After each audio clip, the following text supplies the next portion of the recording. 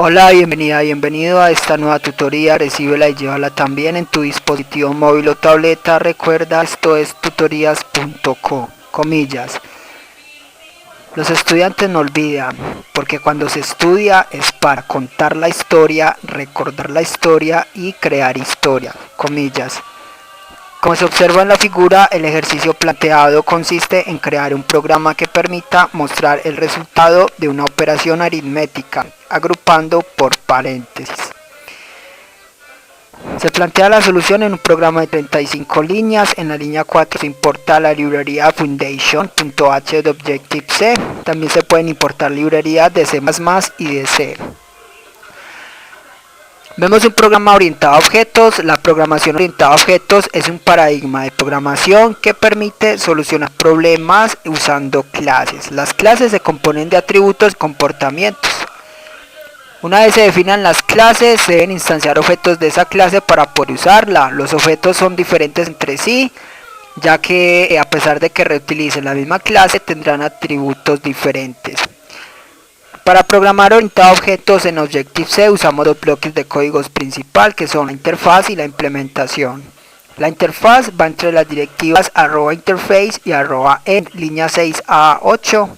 Aquí le damos nombre a la clase como prioridad aritmética, seguida de 2 puntos, y hacemos referencia a la clase NSObject.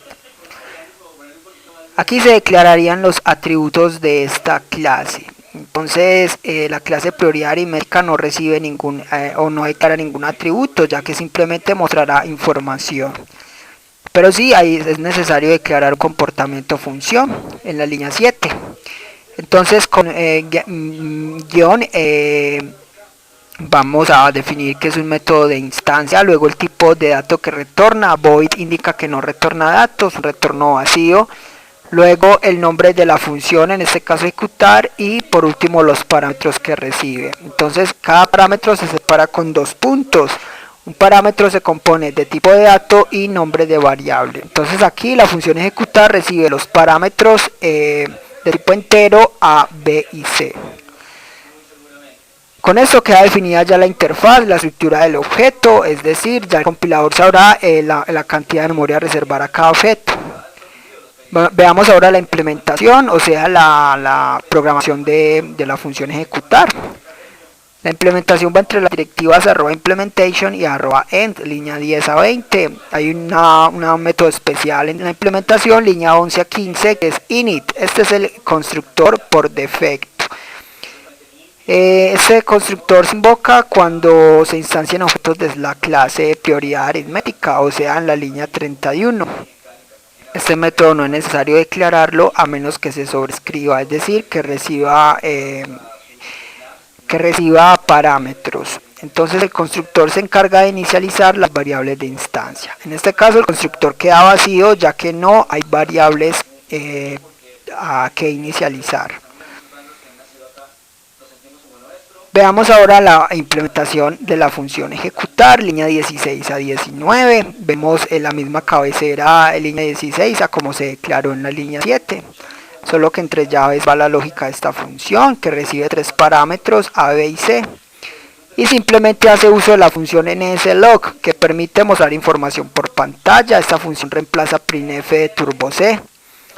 Y aquí vamos a mostrar el resultado entero, que va a ser simplemente la expresión que acabamos de ver. A más 7 por C sobre B más 2 menos A más 2 por B. Observe que se agrupa por paréntesis. Esta agrupación por paréntesis se hace por prioridad aritmética. Recuerde que la prioridad entonces está como primero el producto y la división, y por último las sumas y restas. O sea que si no se agrupase, el resultado debería ser similar.